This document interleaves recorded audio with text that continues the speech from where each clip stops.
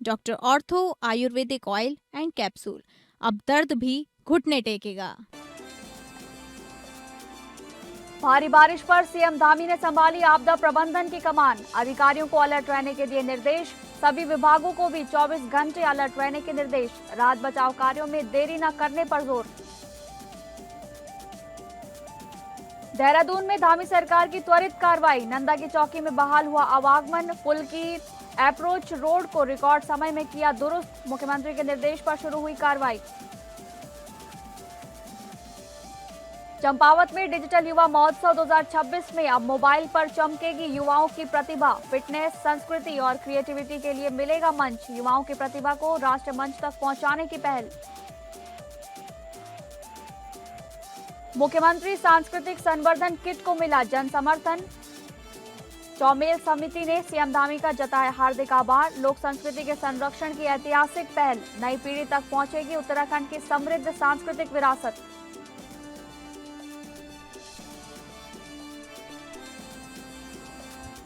नमस्कार, आप सभी का बहुत बहुत स्वागत है उत्तराखंड न्यूज में। मैं हूं आपके साथ शालिनी राणा।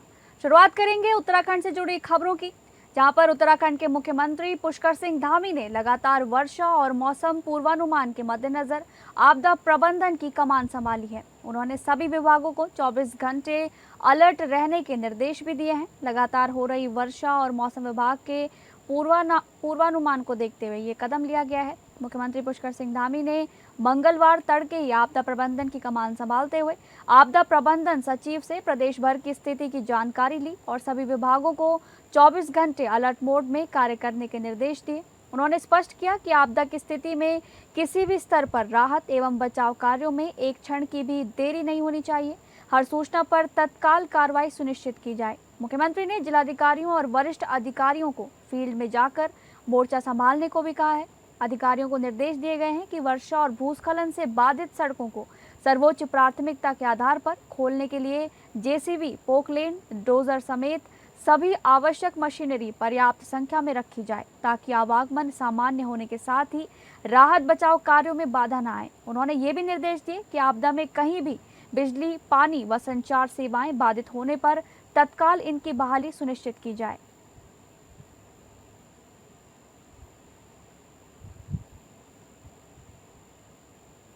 इसी कड़ी में भारी वर्षा के चलते नंदा की चौकी स्थित पुल की अप्रोच रोड का एक छोटा हिस्सा क्षतिग्रस्त हो गया था, जिससे आवागमन प्रभावित हुआ। घटना की सूचना मिलते ही मुख्यमंत्री पुष्कर सिंह धामी ने तत्काल अधिकारियों को मौके पर राहत एवं मरम्मत कार्य युद्ध स्तर पर शुरू करने के निर्देश दिए।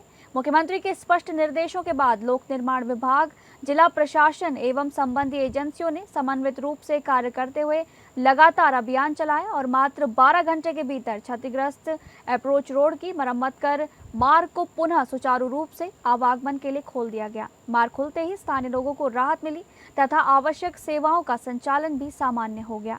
एक एम्बुलेंस भी बिना किसी बाधा के मरीज को अस्पताल पहुंचाने में सफल रही। मुख्यमंत्री धामी ने स्पष्ट कहा है कि आपदा की स्थिति में राहत एवं पुनर्स्थापन कार्यों में किसी भी प्रकार की लापरवाही स्वीकार नहीं की जाएगी। उन्होंने संबंधित अधिकारियों को निर्देश दिए हैं कि भविष्य में ऐसी घटनाओं की पुनरावृत्ति रोकने के लिए सभी आवश्यक तकनीकी और सुरक्षा उपाय सुनिश्चित किए जाएं। मुख्यमंत्री के निर्देश पर पुल, अप्रोच रोड एवं संबंधित निर्माण कार्यों के लिए जिम्मेदार अधिकारियों और ठेकेदार से स्पष्टीकरण तलब करने की भी प्रक्रिया प्रारंभ कर दी गई है। यदि जांच में किसी स्तर पर लापरवाही या मानकों के उल्लंघन की पुष्टि होती है तो संबंधित के विरुद्ध नियमानुसार कठोर कार्रवाई भी की जाएगी।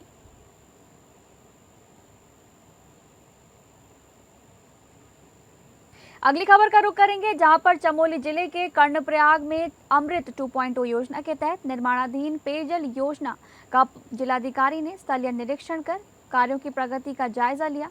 रिठोली सुंदरखाल मोटरमार्ग पर बन रहे पेयजल टैंक का निरीक्षण करते हुए डीएम ने गुणवत्ता और समयबद्ध तरीके से कार्य पूरा करने के निर्देश दिए। अधिकारियों के अनुसार 27.39 करोड़ रुपए की लागत वाली इस योजना का करीब 40% कार्य पूरा हो चुका है। परियोजना के तहत पिंडर नदी से लिफ्ट प्रणाली के जरिए पानी मुख्य टैंकों तक पहुंचाया जाएगा, जिससे कर्णप्रयाग क्षेत्र के करीब 3000 पेयजल कनेक्शनों को नियमित और बेहतर जलापूर्ति मिल सकेगी। जिलाधिकारी ने व्यक्तिगत पेयजल लाइन बिछाने का कार्य भी जल्द शुरू कर तय समय सीमा में पूरा करने के निर्देश दिए ताकि योजना का लाभ समय पर आम जन तक पहुंच सके।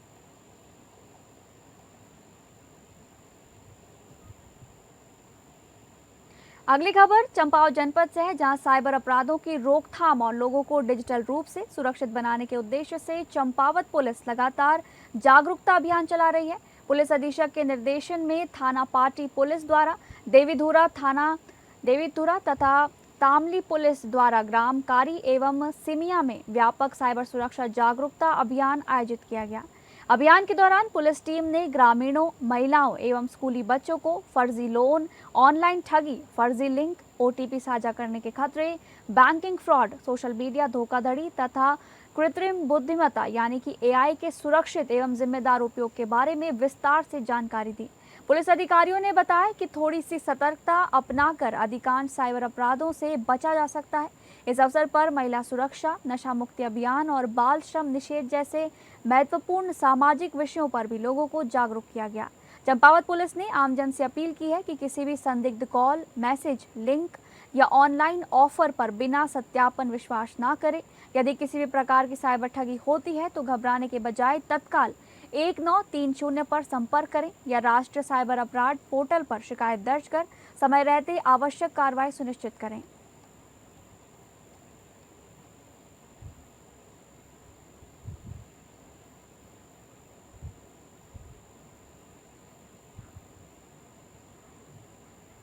अगली खबर जनपद चंपावत में सड़क सुरक्षा को सर्वोच्च प्राथमिकता देते हुए जिलाधिकारी ने ललूपा पानी, बनखेल, जयगांव, जैतोली मोटर मार्ग का संयुक्त स्थलीय निरीक्षण किया है। निरीक्षण के दौरान लोक निर्माण विभाग, एआरटीओ तथा पीएमजीएसवाई के अधिकारियों के साथ सड़क की वास्तविक स्थिति का जायजा लिया गया।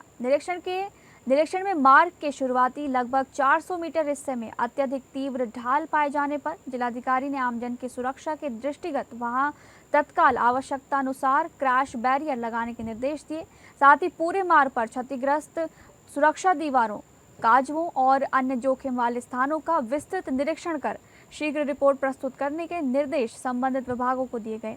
जिलाधिकारी ने स्पष्ट कहा कि सड़क सुरक्षा से किसी भी प्रकार का समझौता स्वीकार नहीं किया जाएगा। उन्होंने 3 सदस्यीय समिति को निर्देशित किया कि दुर्घटना संभावित स्थलों का चिन्हांकन कर सड़क सुरक्षा मानकों के अनुरूप विस्तृत तकनीकी रिपोर्ट तैयार की जाए, जिससे आवश्यक पुनर्निर्माण और सुरक्षा कार्य समयबद्ध रूप से कराए जा सकें।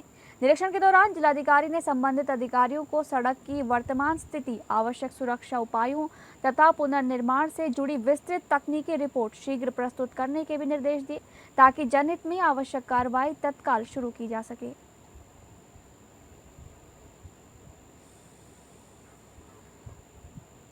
अगली खबर, विकसित भारत के संकल्प को गांव तक पहुंचाने की दिशा में चंपावत में आज एक महत्वपूर्ण पहल की गई। जिला सभागार में आयोजित पंच सम्मेलन कार्यशाला में ग्रामीण विकास, रोजगार और आजीविका को नई गति देने के लिए 318 विकास परियोजनाओं पर व्यापक मंथन हुआ। जनप्रतिनिधियों और अधिकारियों ने मिलकर गांवों की जरूरतों के अनुरूप विकास का रोड मैप तैयार किया। जिला सभागार में जिला पंचायत अध्यक्ष आनंद सिंह अधिकारी की अध्यक्षता में विकसित भारत रोजगार और आजीविका मिशन विकसित भारत जी राम जी अधिनियम 2025 के प्रभावी क्रियान्वयन को लेकर पंच सम्मेलन कार्यशाला आयोजित की गई। कार्यशाला में जनपद की 4 मुख्य श्रेणियों और 29 उप श्रेणियों के अंतर्गत तैयार किए गए 318 विकास प्रोजेक्ट्स पर विस्तृत चर्चा की गई। इन योजनाओं का उद्देश्य ग्रामीण क्षेत्रों में रोजगार, आधारभूत सुविधाओं और आजीविका के नए अवसर विकसित करना है। परियोजना निदेशक ने अधिनियम के विभिन्न प्रावधानों, मनरेगा और राष्ट्रीय ग्रामीण आजीविका मिशन के समन्वय की जानकारी देते हुए बताया कि जल संरक्षण, भूमि सुधार, ग्रामीण संपर्क मार्ग, पौधारोपण, पशु शेड, नाली निर्माण, व्यक्तिगत परिसंपत्ति विकास और स्वयं सहायता समूहों के माध्यम से रोजगार सृजन जैसे कार्यों को प्राथमिकता दी जाएगी।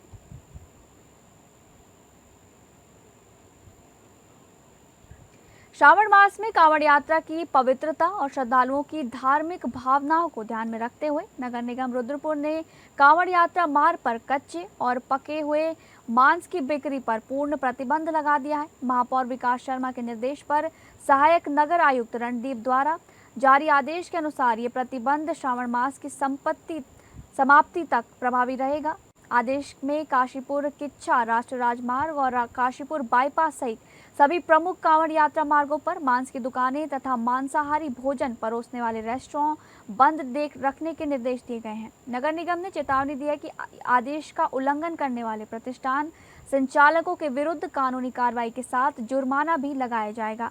महापौर विकास शर्मा ने कहा कि निर्णय का उद्देश्य किसी के व्यापार को प्रभावित करना नहीं, बल्कि कांवड़ यात्रा की धार्मिक गरिमा बनाए रखना और श्रद्धालुओं की भावनाओं का सम्मान सुनिश्चित करना है। व्यापारियों से प्रशासन के निर्देशों का पालन करने की भी अपील की गई है। श्रावण मास को लेकर हमने आदेश जारी कर दिया है। अब श्रावण मास में कोई भी मांस का व्यापारी मांस नहीं बेच पाएगा। जो भी कावड़ के मार्ग हैं वहाँ पर हमने पूरी तरह से प्रतिबंधित कर दिया है। ना होटलों में बनेगा, ना उसकी बिक्री होगी, क्योंकि हमारे यहाँ से बहुत सारे हिंदू भाई कावड़ लेने जाते हैं और बहुत ही पवित्र ये यात्रा होती है। तो कावड़ के जितने मार्ग हैं उस पर नगर निगम रुद्रपुर ने पूरी तरह से मांस बेचने पर प्रतिबंध लगा दिया है। और मैं सबसे अनुरोध करूंगा कि इस आदेश का पालन करें, और जो भी इस आदेश का पालन नहीं करेगा नगर निगम उस पर कार्रवाई करेगा। अगली खबर, देहरादून में एकल उपयोग प्रभावी क्रियान्वयन से संबंधित प्लास्टिक प्रतिबंध परामर्श कार्यशाला का आयोजन किया गया, जिसमें उत्तराखंड के मुख्यमंत्री पुष्कर सिंह धामी ने शिरकत की। हमारी इकोनॉमी, विशेषकर हमारा पर्यटन, तीर्थाटन, स्थानीय स्वरोजगार और अच्छा होगा और मजबूत होगा। इसी सोच के अनुरूप हमारी सरकार प्रदेश में सिंगल यूज प्लास्टिक पर प्रतिबंध को प्रभावी ढंग से लागू करने, उसके सख्त अनुपालन के लिए सुनिश्चित करने के लिए हम निरंतर उसके लिए कार्य कर रहे हैं और इसके लिए जन जागरूकता अभियान भी चलाए जा रहे हैं। व्यापक रूप से जो उसका मॉनिटरिंग है उसकी कार्रवाई की जा रही है, तथा जो नागरिक हैं, व्यापारिक लोग हैं, प्रतिष्ठान के लोग हैं, हमारे उद्योग समूह के लोग हैं, स्थानीय निवासियों को, उनके निकायों को सक्रिय भागीदारी भी उसमें सुनिश्चित की जा रही है। इसके अलावा चारधाम यात्रा मार्गों पर और जो हमारे प्रमुख पर्यटन के स्थल हैं उनको प्लास्टिक मुक्त बनाने के उद्देश्य से विशेष अभियान भी संचालित किए जा रहे हैं। अनेक कार्य किए हैं। पिछली बार बोतल का भी हमारा बड़ा अच्छा प्रयोग रहा था, बहुत अच्छा प्रयोग उसका हुआ था। साथ ही प्लास्टिक अपशिष्ट के वैज्ञानिक प्रबंधन और रिसाइकलिंग को बढ़ावा दिया जा रहा है। जिले के घनसाली क्षेत्र में लगातार हो रही बारिश को देखते हुए प्रशासन अलर्ट मोड पर है। बिलंगना नदी का जलस्तर बढ़ने की आशंका के बीच नगर पंचायत घनसाली ने पूरे नगर क्षेत्र में लाउडस्पीकर के माध्यम से लोगों को सतर्क रहने की अपील की है। प्रशासन ने आमजन से नदी गदेरों और नालों के किनारे जाने से बचने तथा जलस्तर बढ़ने की स्थिति में तुरंत सुरक्षित स्थानों पर जाने का आग्रह किया है। साथ ही किसी भी आपात स्थिति में प्रशासन और नगर पंचायत द्वारा जारी दिशा निर्देशों का पालन करने की भी अपील की गई है।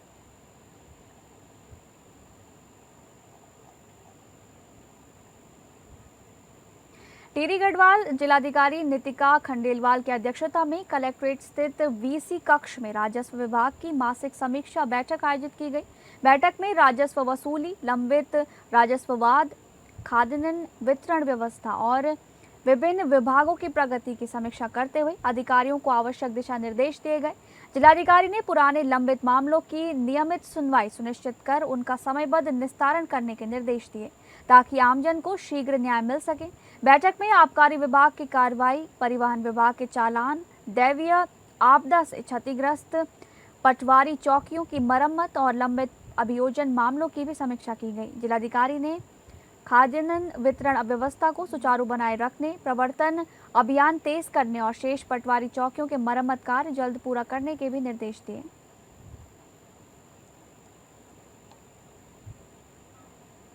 अगली खबर, उत्तराखंड की लोक संस्कृति और परंपराओं के संरक्षण को नई दिशा देने वाली मुख्यमंत्री सांस्कृतिक संवर्धन किट योजना को जनपद चंपावत में व्यापक सराहना मिल रही है।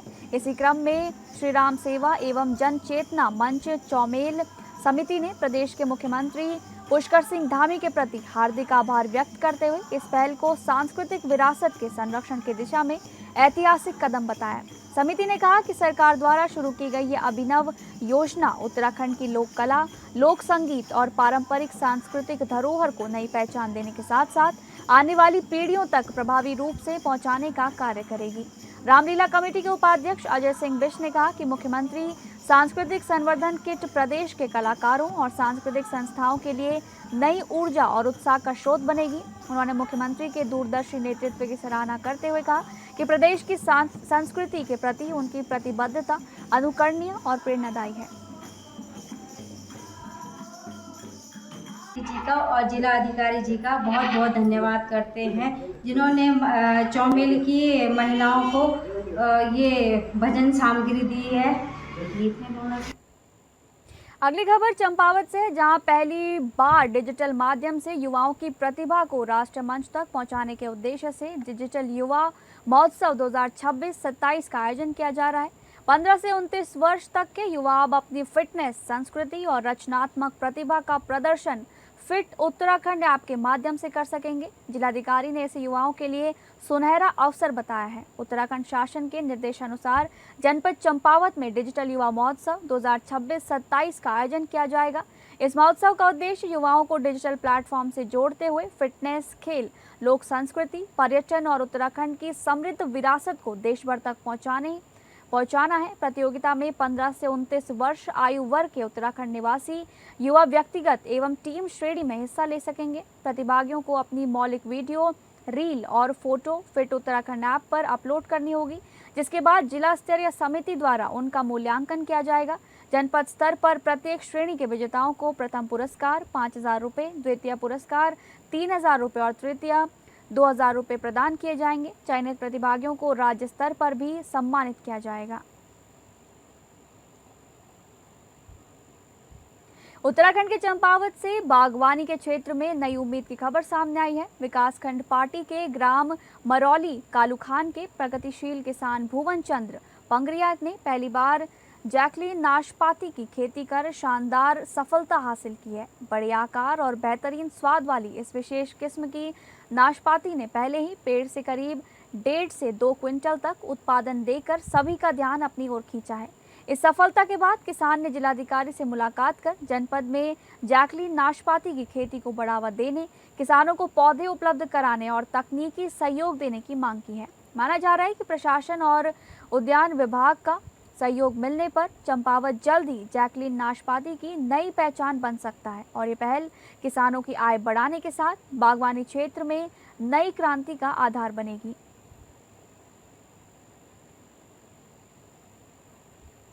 अगली खबर का रुख करेंगे, जहां गुरु पूर्णिमा के पावन अवसर पर उत्तराखंड के मुख्यमंत्री पुष्कर सिंह धामी का आध्यात्मिक संदेश चंपावत के मानेश्वर महादेव मंदिर पहुंचा।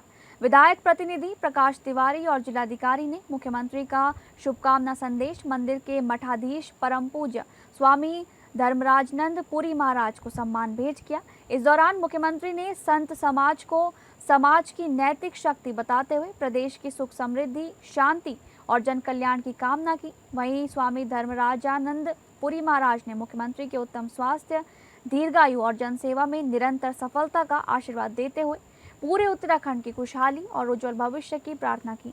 कार्यक्रम के दौरान मंदिर में विशेष पूजा अर्चना भी की गई।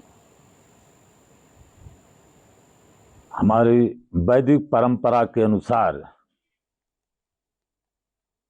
गुरु पूर्णिमा का उत्सव मनाया जाता है। गुरु पूर्णिमा और गुरु पूजन तो सदैव व्यक्ति के जीवन भर यही है, लक्ष्य रहता है उसका। लेकिन आज विशेष पर्व एक दिन होने के कारण ये विशेष महत्व हो जाता है, क्योंकि गृहस्थ आश्रम में जो है वो उनको समय नहीं मिल पाता है, तो आज जो है एक दिन रखा गया है। हमारे उत्तराखंड के यशस्वी और धर्मनिष्ठ, कर्तव्यनिष्ठ, दृढ़ संकल्पनिष्ठ मुख्यमंत्री माननीय श्री पुष्कर सिंह जी धामी जी का जो संदेश और सम्मान के साथ अंग वस्त्र आदि उनकी तरफ से माननीय जिलाधिकारी महोदय एवं उनके प्रतिनिधि श्री प्रकाश तिवारी जी के माध्यम से प्राप्त हुआ। मैं उनके उज्जवल भविष्य की कामना करता हूं। तो फिलहाल उत्तराखंड न्यूज में बस इतना ही। नमस्कार।